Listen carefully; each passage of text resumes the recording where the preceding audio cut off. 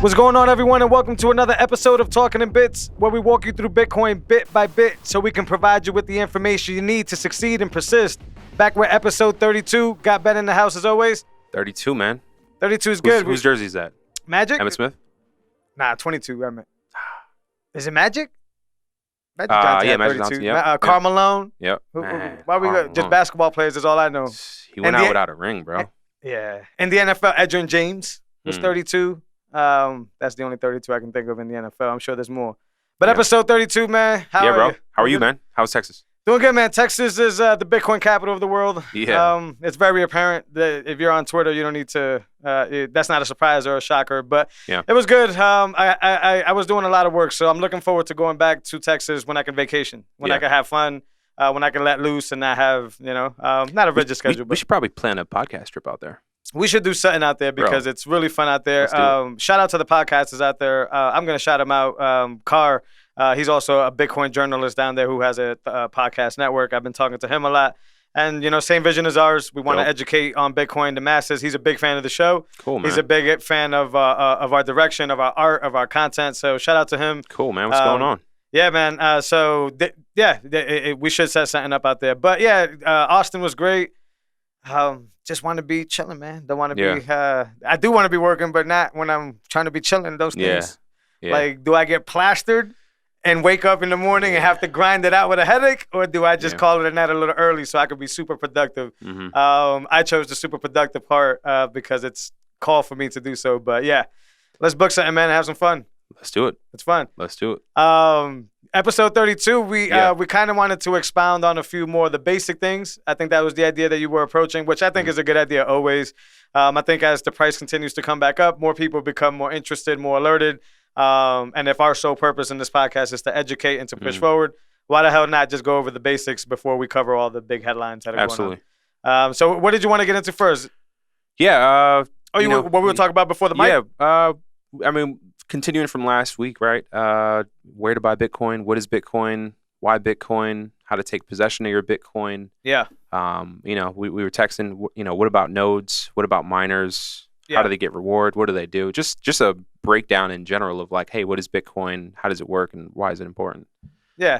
That kind of leans into what we were talking about before we went live. What you were saying, what Satoshi built, what was able to see. That incentive system, I think, is the underlining aspect there. Absolutely. So, Bitcoin was built in the face of Wall Street getting bailed out with taxpayer money. And, to be building this Bitcoin system, even to have it as like an idea while all this turmoil is going on and all this crazy stuff is going on financially where like big bankers win and the little guy loses every time. So to have this idea of like peer-to-peer exchange of currency, exchange of value, stateless, trustless, permissionless, borderless. Like, I don't know, imagine designing that and then kind of, looking into the political climate of the day. Like, it had to feel good, man. I think Satoshi's only problem was figuring out how to make it work. But I think all those things were trying to get solved before that. Yeah. Back to the basics. Satoshi didn't create everything that's involved in Bitcoin, but he was able to be like the producer. The stitcher, the person producer. That was able to put it together. Yeah, that's a good analogy, actually. Make the bass ride with the drum. I guess the conductor, right? Right. With a symphony where it's like, all right, I'm going to take SHA 256. I'm going to do this. I'm going to get miners. Right. And I'm not even the guy to even ask or even think about this question, but I wonder how many failed attempts before him, right? Like how many people tried it. Yeah. How many this peer-to-peer thing, because as we know, cypherpunks have been around, I think since the 70s, maybe even before that, right? Mm-hmm. When computers started to take off. And they were always on this mission to separate from the state. It was always, they saw something that a lot of people didn't see. So I'm with you, man. The DJ Khaled of it, I guess, or the Kanye West of it, he was able to put something together that obviously allows you and I to come in here week after week and be able to talk about it and allows an endless amount of content to continuously be released about it because it's that special. It's that one of a kind. Super cool. So, from there, I think the incentive system is big, but the proof of work mining system is big. Mm-hmm. I'm not the biggest, I'm a miner, but I'm not the biggest of miners, but I think we could at least cover the basics in mining. So you want to kind of cover mining real quick? I'm going to let you handle that. All right. So you have miners, and they continuously... they try to hash out a function. Right. So they're computating... They're trying to figure out and somebody will probably correct me on this, they're trying to figure out the correct hash to match the next block or to present it as a presenter block. And it involves nonces, right? It involves like a certain, when the difficulty drops, there's more zeros added to that number or whatever. So this is that's what they're trying to do. Now, the reason they're trying to do that is because of proof of work, and the proof of work system is super, super big, and some would argue the biggest part of Bitcoin, because it basically builds into the system a fluctuation pattern, which is like, the best analogy I've ever heard is like playing, craps at the table, right? Like when the difficulty is really high, then there's a lot more rollers winning the jackpot. There's a lot more opportunities, whatever.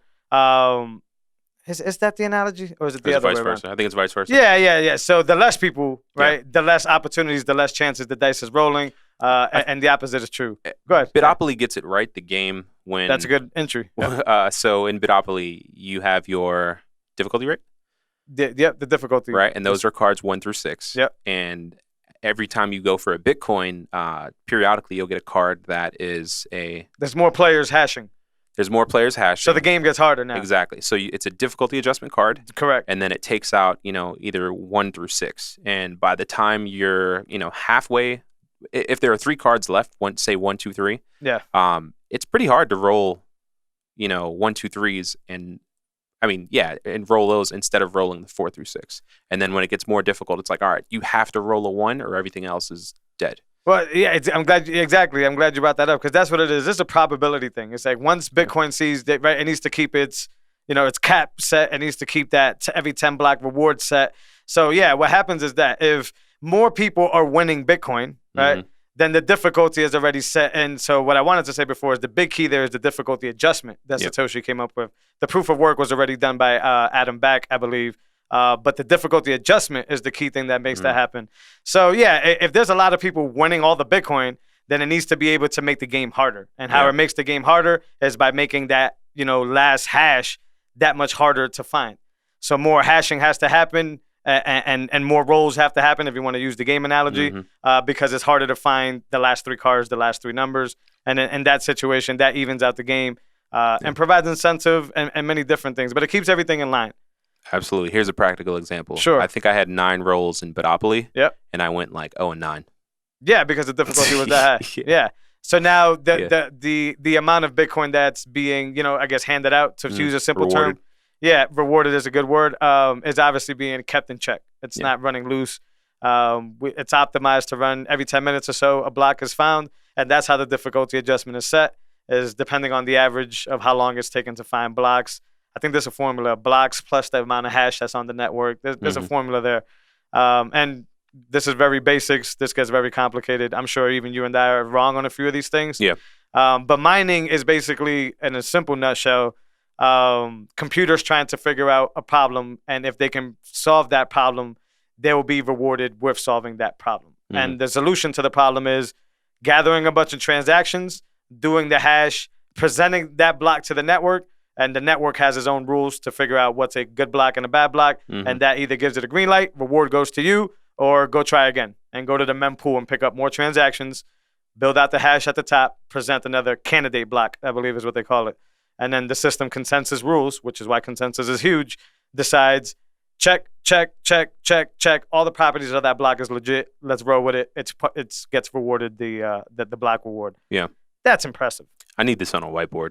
Or in animation. I'm sure I'm glad you brought up the card example. That's a good way to make it easy, but that makes it easy for me. But this other stuff, I need animation or a whiteboard. It's hard, man. Yeah. I don't even get it. I do get it, but there's so many things that are detached, right? So many questions with all this stuff. I mean, that's the thing. People listen to the show and they may be like, oh, well, he may know a lot about it. That doesn't mean that I know all the intricacies of it, though. Yeah. And mining is just another one of those rabbit holes where you kind of choose to go down it.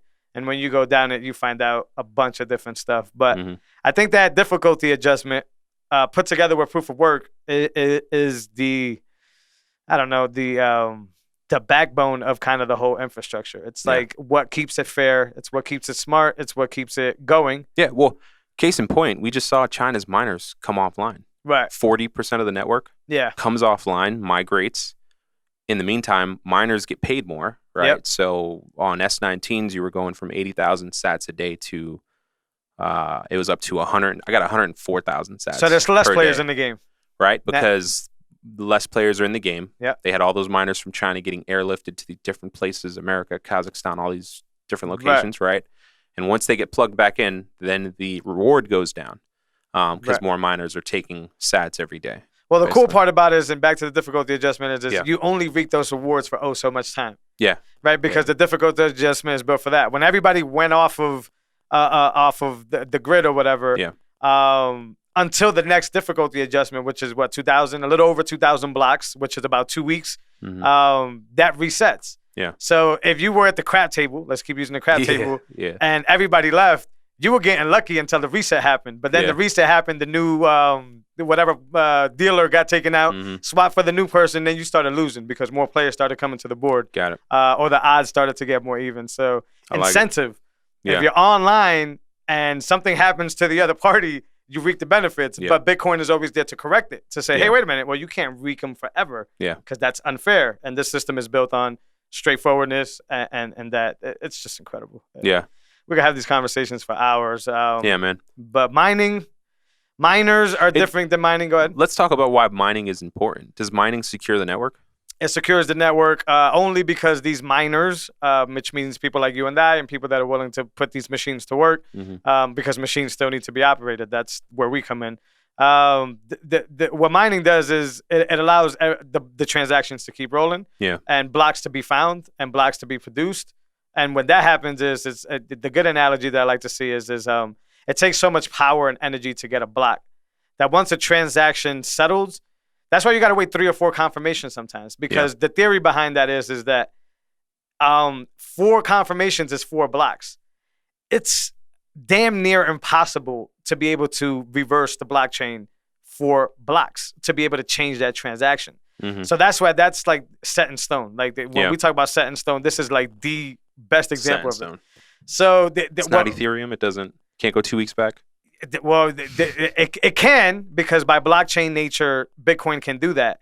It can't because we delegate to consensus instead of ownership or stake in that situation. So the technology allows for Bitcoin to technically do that, but it would never happen because consensus says otherwise.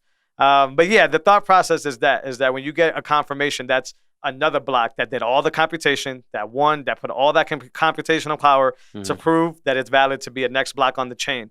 So if you think about like a block that's 5 to 10 blocks ago, no computer, even with a 51% attack, can change that transaction. So say a 51% attack comes in, they start changing the first block, the last one on the chain, right? And then they get to the even as far back as that one or whatever. 5 blocks back, the system is going to catch on that this 51% attack is happening. Game over. That's why it doesn't work that way. So that's where securing the system is what miners do. That's a long-winded answer to say, that's why Bitcoin mining is big. They continue to add blocks, which continues to validate our transactions and secure the network with their hashing power. So the more hashing, back to the crap players, the more hashing, the more security, because the more players are making sure that the transactions are valid and they're honoring that system.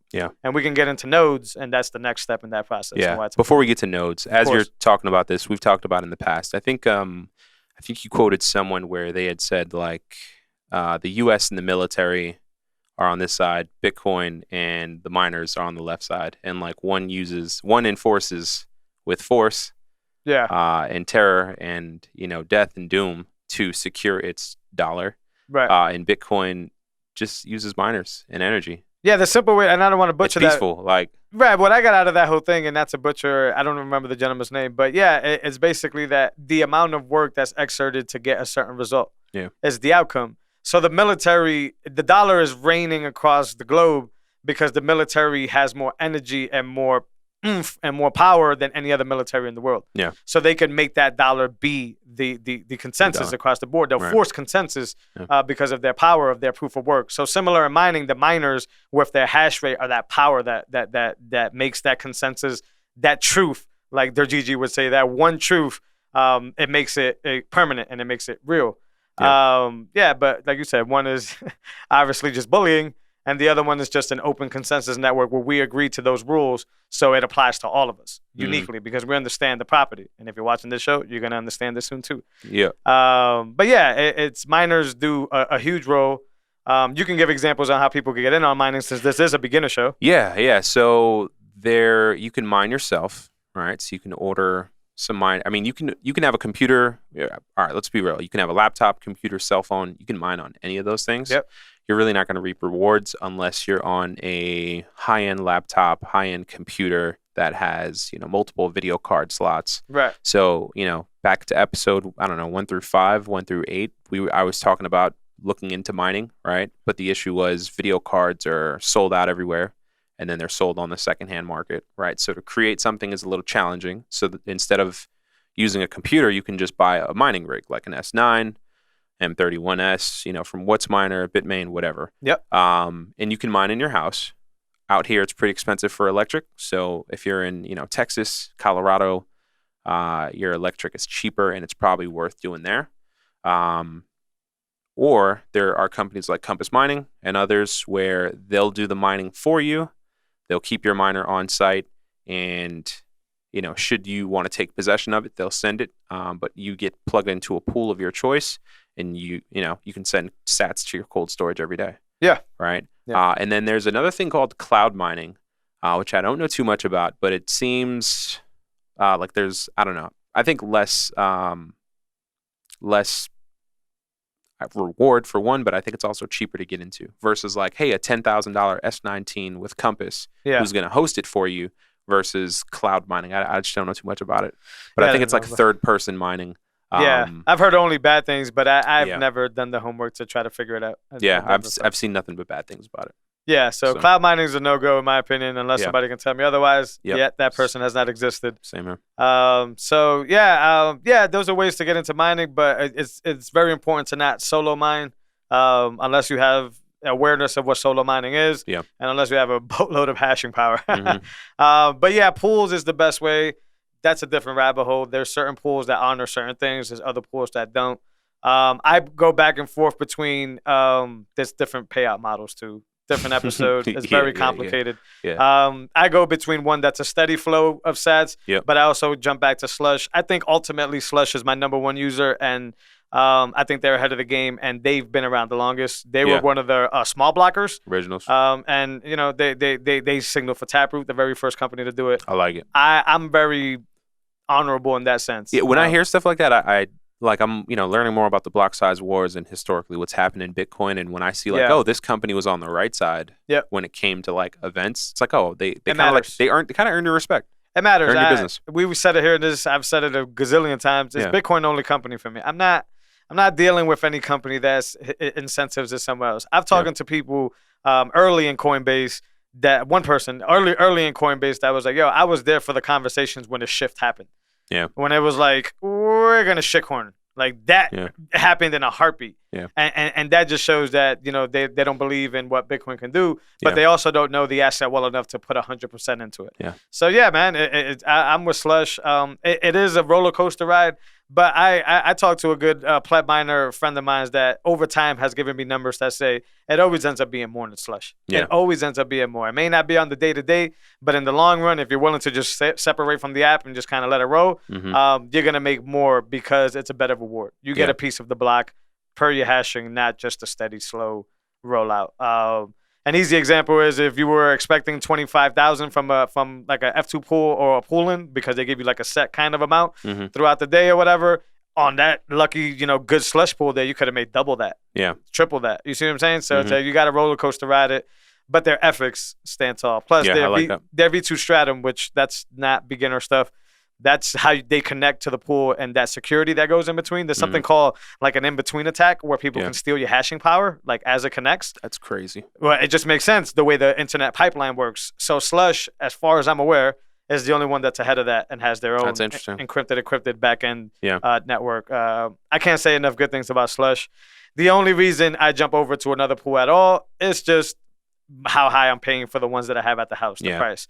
So it's like I'd rather just get something that I know at the end of the month I could do billing with, like accounting with, than just go for the roller coaster ride. But as soon as that changes, it's Slush all the way. And it's probably a 90% chance that when these Compass mining ones go up, they're going to be Slush connected as well. Cool. That's any day now, huh? I'll give it live to listeners. Their South Carolina plant, I guess, didn't get approved. Oh. So they gave really good options, and this is why I'm not going to bash. Is that why they had a 5-hour? They had a Twitter Spaces recently that was really long. Probably. And I kept seeing everyone talk about, the way they handled this. I respect them. Yeah, so I guess I'm on board with that. So they shot out an email saying that anybody who was going live August 31st is not going to go live. South Carolina didn't get approved because of whatever. Mm-hmm. But their 3 options were very generous and very good. And I'll go through them here just so people know. This is good customer support, in my opinion.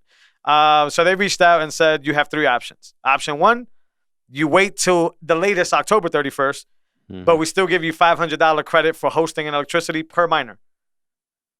That's pretty fair. Fair.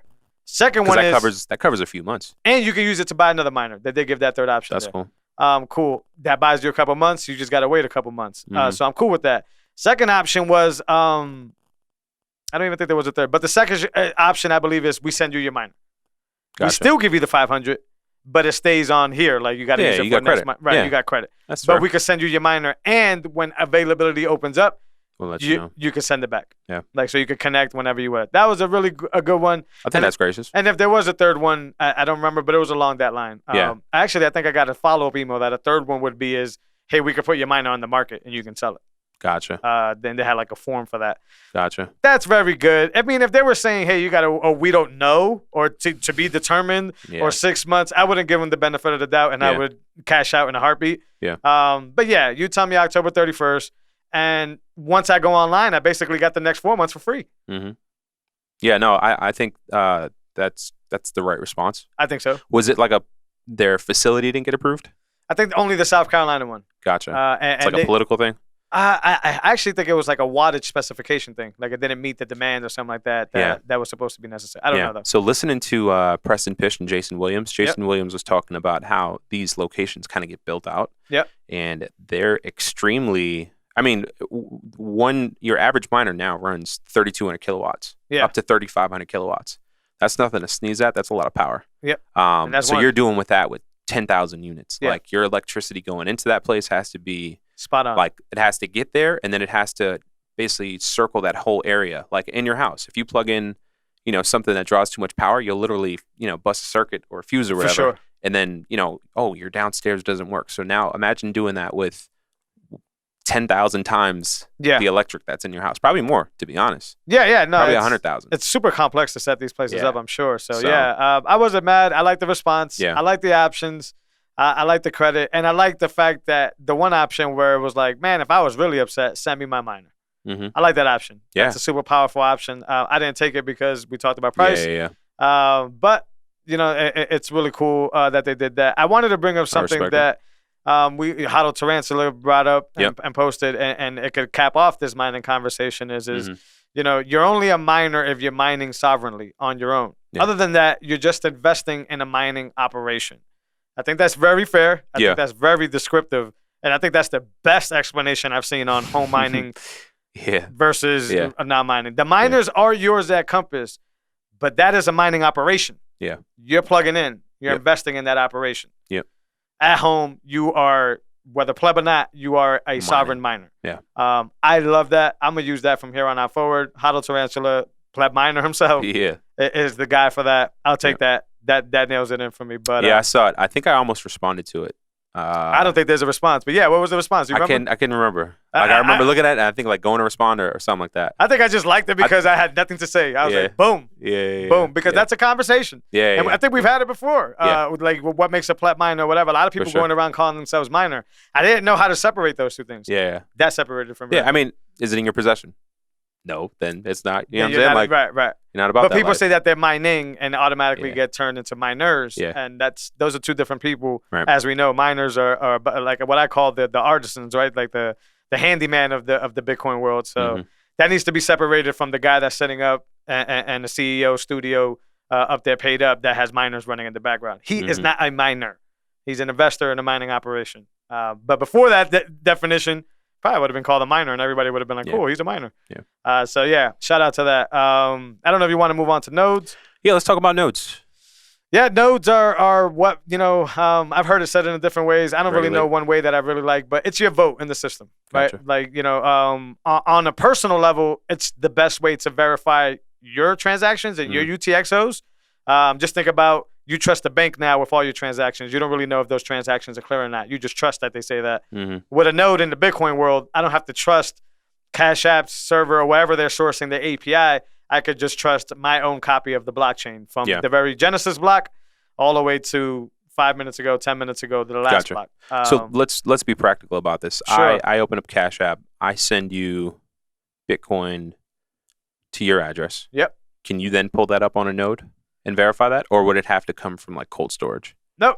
Any transaction that goes on the Bitcoin blockchain, you can verify on the node. Okay. So most people just trust it because there's only one blockchain, and if Cash App is doing the right thing, then they're pulling off that. Yeah, then the transaction is going into the Bitcoin blockchain and no other one. Yeah. But if it were to be going to another one, and you trusted Cash App for too long, or the transactions were clearing for whatever reason, I don't think that's Bitcoin would do that. It would be a Cash App problem, is what I'm saying. Yeah. Like, say at the very end they had a bug where every time they send a transaction ID out, it added like a number at the end, and that kind of screwed things up, right? And maybe on your end you were seeing confirmation.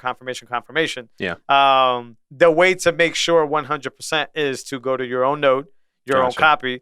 Therefore, you would have the block hash. You can find the block. You can find the transaction, and you could be like, "Nah, this is legit. 100% UTXO." And now a way to check from, say, a Cash App or another app. Typically, when you send a transaction, it'll say "view on," whatever site. So is that their way of showing you the confirmation for that transaction? There's just a lot of APIs that source the blockchain. So usually what they do is they give you a link to like Block Explorer. Yep, I was going to say Block. Yeah. So they'll give you like the transaction ID, because every transaction, once it gets in, has a transaction ID. Gotcha.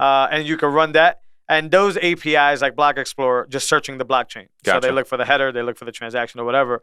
But there you go. You're trusting whatever they source as the API. Gotcha. In your own home, your hard drive owns the blockchain. Gotcha. So now you're sending commands, actually like this one, you're sending these commands out on Bitcoin that are basically saying, hey, go search, go query is the more proper term. Go query that database. Here's the hash. Here's the identifier. Here's the transaction. Please find that for me. And if it's your own hard drive, who tampered with it? Nobody tampered with that. You got the core, the Bitcoin core. There's also a prune node, and I don't want to get too far, but you don't have to own the whole blockchain. Okay. A prune node basically has just like a subset of blocks. Yeah. And then when you give it the information, hey, look for this hash, it basically says, oh, all right, I got that. I just need that one. I don't probably need like the last year and not the last 10. Sure. Yeah, I think you can actually set the parameters. It could be last 5, last 10. So those are called prune nodes, and they're not that big, but you can do that too. Now, what does something like that cost? To be practical. First of all, you can do it from your laptop. You can set up a Bitcoin core node from your laptop and a prune node. There's a mining node. There's a bunch of different nodes. Yeah. But what we're talking about here is a Bitcoin full node. And that Bitcoin full node you can do on your laptop. But if you don't want it on your laptop because of problems I'm having, 200. If you don't have a hard drive, and $225. Yeah. Maybe getting cheaper by the day. Yeah. Because you don't need one of the SSD hard drive. Yeah, you don't need an SSD hard drive. You just need a pretty good, HDD. So you could get those. The block side, the whole blockchain is probably like 400 gigs. It's approaching 400 gigs. Yeah. So with a 1 terabyte, you'd be fine. That's recommended. You get a 1 terabyte, you got yourself at least maybe another 10 years. With video, I'm rocking like 8 terabytes. So. Oh, you don't want that running with video. But you'll be good forever. And so that's a device that connects to, like if you didn't want to use your laptop. You could buy, so the smallest computer you can probably buy right now is a Raspberry Pi. That's why a lot of people think they're very cool. Yeah. Even Get Umbro, which is the fancier UI one, I think they still give you a list and they make you buy a Raspberry Pi. Gotcha. Because a Raspberry Pi is this whole laptop just in a chipset. Yep. And then you could add TVs to it. It's a small physical device. Right. So this is strong enough to run a Bitcoin core because as Satoshi built it, he built it small enough and light enough, is what they call it, to be able to function. So you get a Raspberry Pi, it's like $50. Cool. You buy a case for the hard drive. Yep. By the way, I recommend Raspberry Blitz. If you go check the Raspberry Blitz on GitHub, he'll give you the whole list of what to buy. I'm not recommending anything else, but there is other ones like Get Umbro and stuff like that. Yep. So, you buy the hard drive external. So you got to buy a case for the hard drive. So that's probably another $15. You could buy a screen for the Raspberry Blitz. And a starter kit and like an SD card and stuff. It's about $220. Okay. And that'll get you a full Bitcoin node. Raspberry Blitz though, and we can move on after, gets you a full Bitcoin node with a Lightning node built on top of it. We don't have to go there yet. We can finish on node. I don't know if you had anything else on nodes. No, No, that's pretty much it. It's basically your voting system. If you are a node, you can verify transactions 100%. Nobody can ever lie to you because that's your copy of the blockchain. And on another level, like on the Bitcoin as a big consensus network level, it's your stake, it's your vote. Yeah. You update whenever new consensuses come around. Taproot is the latest example. Mm-hmm. And if Ben chooses to update his node, he'll have access to Taproot. That means he voted that he wants Taproot to be activated in all his transactions. Cool part about this is if he doesn't want Taproot, for the most part, there probably a few minor outlier situations, you still have access to the Bitcoin network. So you have voted to not do Taproot, but you'll accept any type of transaction before Taproot 1,000%. Gotcha. So that's voting at its finest. Yeah. I could not do this. And maybe down the road you would have to update because they're going to box you out because the features don't work anymore. Cool. Mm-hmm. But at the very moment, the near moment, you don't have to run and update your node. You don't have to have Taproot. Most people are not going to be using Taproot day one. Yeah. But that's... They'll make the move eventually. On a node is a voting system. Nodes actually keep the miners in check too. It keeps that because when a miner presents the block and says, hey, here are the transactions that I got from the mempool. Here's the hash that I computed. Is this correct? The nodes have set the rules that get verified. Gotcha. So it has to have a hash header. It has to have less than 1 megabyte transactions. It has to have this type of information. It has to have the previous block info, right? And then we agreed as nodes to say, check, accepted block. Yeah. Now let's let the other nodes know. Let's let my other peoples know that this happened. And then that's how we spread that transaction from node to node to node. So nodes are very powerful. I think it's the only way, I could be wrong, that peer-to-peer actually works. Mm-hmm. Without nodes, there is no peer-to-peer. There'll be somebody that's controlling the decision-making. Yeah. But now I can reach out to you sort of in like the Napster days and all that. I can reach out to you in the background and say, don't worry about them. They don't need to know that we're sharing this. You got it. Why can't I have it? Yeah. Right? So that's what it is. You got a copy of the blockchain with the new block. Why can't I have it? And you're going to be like, oh, here you go. Gotcha. Here's a new copy. Yeah. Makes Download sense. It. Circle. Every 10 minutes, man. Super hot. Lightning? Layer 2. What sits on top of Bitcoin? So to preface Lightning, a lot of people say, oh, Bitcoin is too slow. And rightfully so. Bitcoin, its number one or a main priority is security. Yeah. Right? And so it's not designed to transact instantaneously. It's designed for security. Right. So it's slow. But now we have layer 2, which everyone explains as like the rails of a new network. And I don't like the word slow, by the way, but yeah, I'm with you. I mean, because if you talk about like ACH wire slow, that's slow, right? So you talk about 10 minutes, like, all right, but go ahead. I do know what you mean. I like that. I like that. But so Lightning is so fast that people can be across the world from each other, and they can literally through the Strike app and through Lightning send cents to each other instantaneously. Yeah.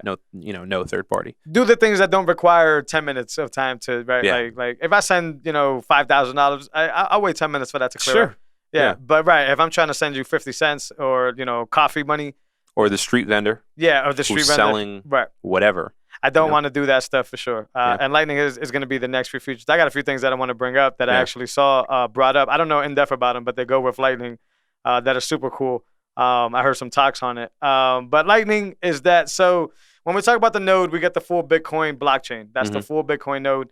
Lightning needs to sit on top of that or find some way to vet the blockchain because what Lightning does is it deposits an opening transaction onto the blockchain and a closing transaction onto the blockchain.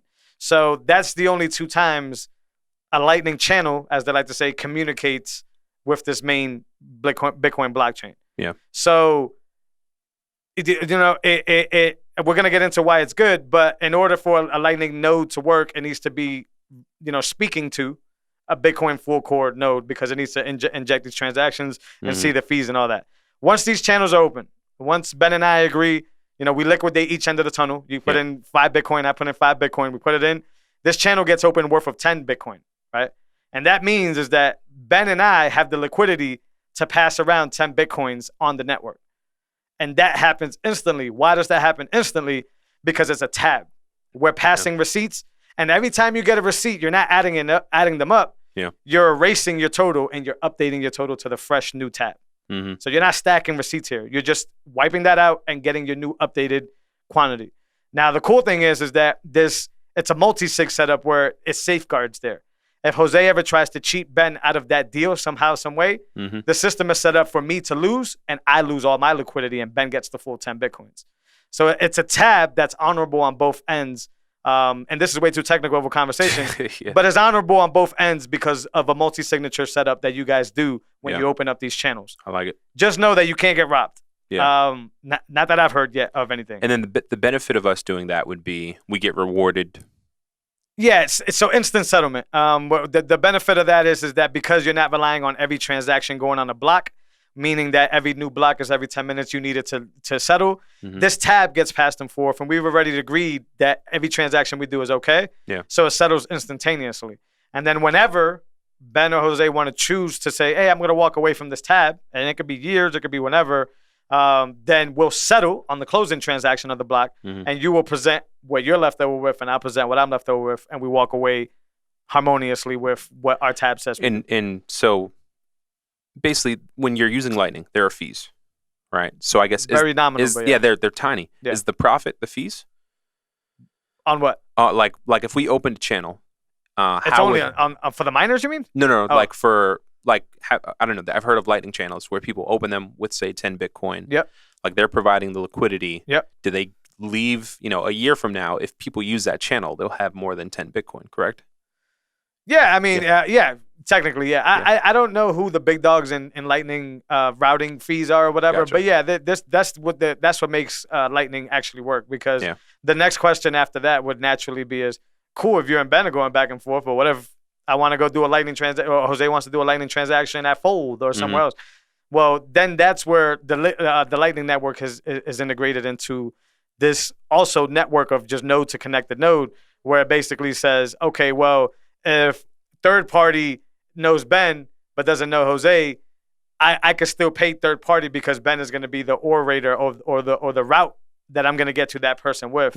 Now, if you zoom this out to thousands and thousands of nodes and big companies with big channels, you can see how you can pretty much pay damn near anybody. And if the channel pipeways are good enough, then you'll be able to get that through. And yes, people that route get rewarded. I've heard up and down stories. I've heard there's people making a killing of it. And my personal note, I've probably made 5 sats, if that. It's very low. And it takes a lot of channel management. And I think that's the part where, at least to my knowledge of Lightning, is very early and still kind of unfolding. Gotcha. But I haven't been keeping up with what's happening on the UI standpoint, and maybe that's been improving. But there has been some stuff that's been going on lately that's going to change the game. I heard somebody bring up in one of the conversations, and I wanted to talk to this about you because we talk about video versus audio all the time. Video is huge. Your standpoint, all the things you've been teaching me lately have proven me that video works. Fantastic. Cool. I heard a conversation happening during during BitDev, actually, the last BitDev. Audio files over Lightning, full audio files over Lightning channels. Now, I think of video's nature as it has to get bigger. Because more pixels have to come in. So here's hit me on that. So here's what's going on. So video, I mean, all right, we shoot this podcast, and I think it's like 60 gigabytes. We're shooting in 4K. Sounds about right. So we're shooting in an H.264 codec. They have H.265, which basically takes more data when recording, and basically smushes it smaller. And as we go on, they're trying to make it smaller and smaller. But you still can't send 60 gigabytes in 5 minutes. Right. And that's when I go back to where audio and longevity, right? When we think about like worst case scenario, best case scenario, where audio is always important to harness and master. Because when I heard this, and I can't do a good job of breaking down how it worked, but they had like a slideshow up. And it was like, I like it, man. Wow. Wow. Video's a luxury. Fair. I like that assessment. But sometimes, and people listening maybe fall in this, we fall into like, what is our role management? What are we doing on this podcast, or what are we doing, whatever? And man, I can't, that video stuff is just like, because of that, because it's heavy. It's like, you need a right setup. You need the right. Even what was the show we watched on HBO? Silicon Valley, right? When they're talking about that stuff. True. It's that idea. I mean, isn't that what they were trying to do? When it streams, is it less though, or is it still a heavy file? It's less, right? Because YouTube chops it up. It's less. Yeah. So maybe that can go over a channel, but you're still gonna need to get that file processed in order to be able to do that. I'm not saying that audio is supreme. They both work harmoniously together. But once again, it just shows this lightweight nature of Bitcoin. This thing where it's like you want it to be small and as compact as possible so as many people can get the information as possible. Yeah. I even think worst case scenario, imagine you're trying to get an SOS across the world. Imagine it's one of these things where it's like, no, we have been shut down, but we can get this one. You think you're going to get a 5-minute video out there? And if you get it out there, you think they're going to have what it's going to take to rock that video? Yeah. Even at 720p, you're going to have a hard time. Yeah. For sure. So when I saw Lightning going over, I was like, holy bananas. Another one that they were talking about, if you don't got nothing to bring up on that, is Lightning living in a browser like a Chrome extension. We kind of see that with Moon. Yeah. But I think they were saying it in a different fashion. Where it would basically be like a pay-all across everything. Yeah. Whereas like wherever there's a place you can tip, wherever there's a place you could have, this extension would already be there to basically say. Twitter's already talking about Lightning in Twitter. It'll be soon enough, but what I was listening to was much even probably bigger than they were doing. But I think Lightning is inevitable on Twitter or Blue Sky. We talked about that before. But the stuff that's going on here, there's a stack of news out there. Shout out, I believe his name is Keon. I could be butchering his name. There's a stack of news out here where it's an aggregated feed. And you could just put your Lightning wallet. I think I did it with my Blue wallet, if I'm not mistaken. If not, I did it with Zeus. But we just connected right there, and he gives it a little cool incentive where you get the first 1,000 sats for free, and you're basically like on a Reddit, just like handing out cash or whatever. Fire. But I guess the threads, and Keon could correct me if I'm wrong here, the threads with the most sats in them are the ones that gravitate to the top. So the stuff that's being paid is going to the top. So that reminds me of Reddit, right? Where like in certain groups you can't comment unless you have enough like respect. Clout, yeah. You have to have enough clout to even comment on certain forums. And so like that's how they keep spam bots out. The cash equivalent would be pay $100 to get in this, and then when people post stuff that's beneficial, they should get rewarded in dollars. But the benefit on that and why it works is because what if I just want to put 10 cents? Yeah. Visa's not going to take that transaction. For sure. I would have to load like a preset amount. Load 20 into your wallet. Yeah. And then that 20 you can use on the platform. And it's like, all right, well, listen, I just want to send them 10 cents because that's all that's left in my Lightning wallet. But that'll get me, a little bit of love or get me something. Right. And that's where the beauty of this works out. So I like it. Super excited for that stuff that's going out. This is a new service that I thought you would be interested in that I keep hearing. They didn't say any names, and I don't know anything about it anyways. Yeah. But they host your node. You have the keys of that node on your device, but the node itself is hosted somewhere else. Gotcha.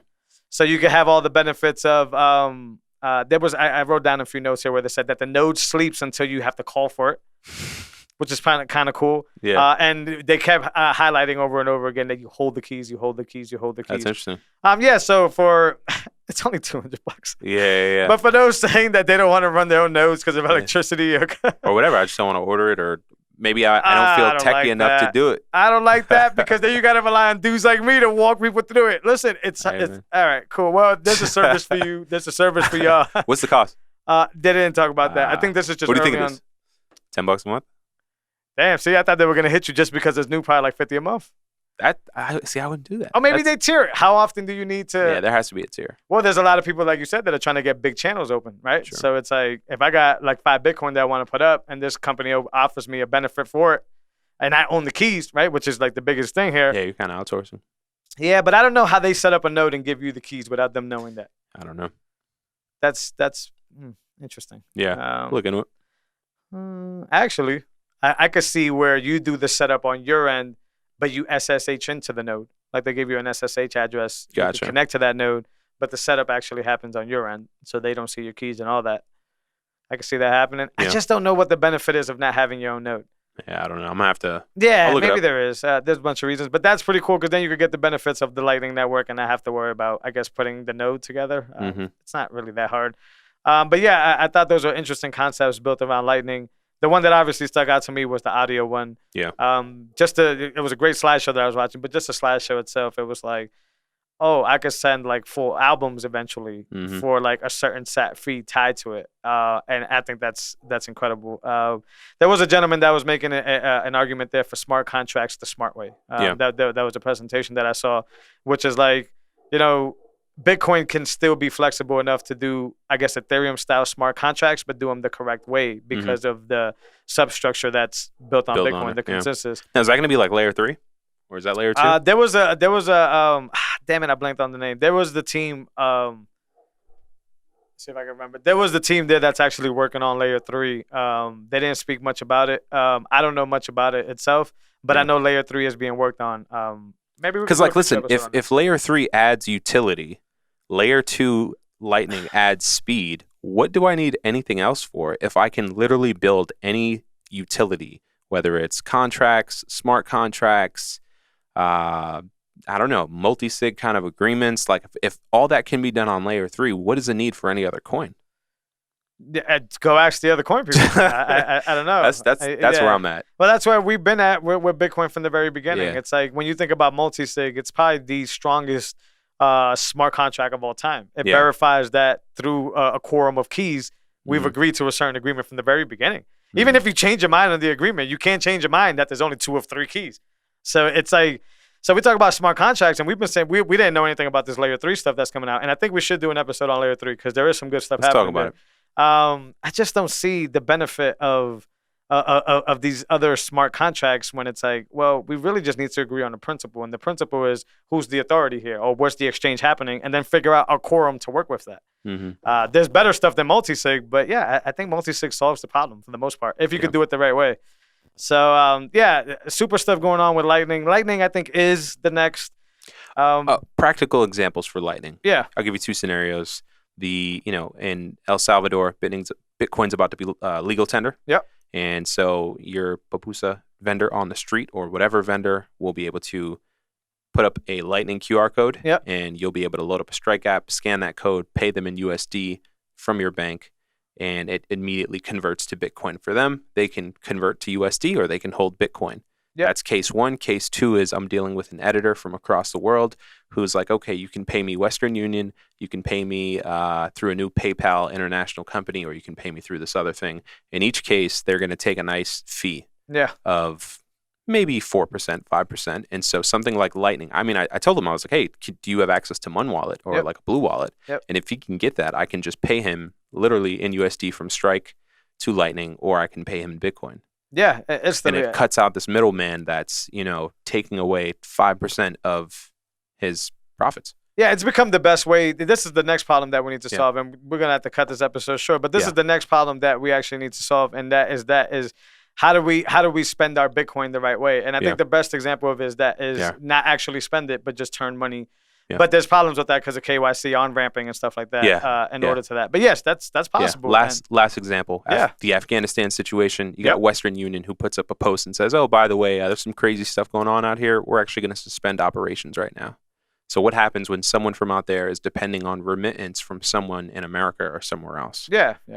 Western Union just gives them the finger in a time of need. Like, that's insane to me. And the Lightning Network makes sure that they could take action fast. Yeah. Because we people have been doing that with Bitcoin Network for a very long time now. Yeah. But is that in that emergency situation, how can they act fast? Right. If they had a Mun wallet or a Strike wallet on the other end, they'll be able to convert it to their currency on the fly. I saw Jack Mallers do it to Nigeria. Yeah, instantly. Which was a company that's working on the Cash App version of their local system. So they're already ahead of Cash App because they have Lightning integrated at their end. But it's only possible by having to have that instant settlement because we need instant settlement to take action right away. Mm-hmm. Why lose 4% as a freelancer when you can get literally there is fees with Lightning, but they're so nominal that I don't even think you can even incorporate them in budgeting. Yeah, it's like 5 cents. It's some ridiculous numbers. Yeah.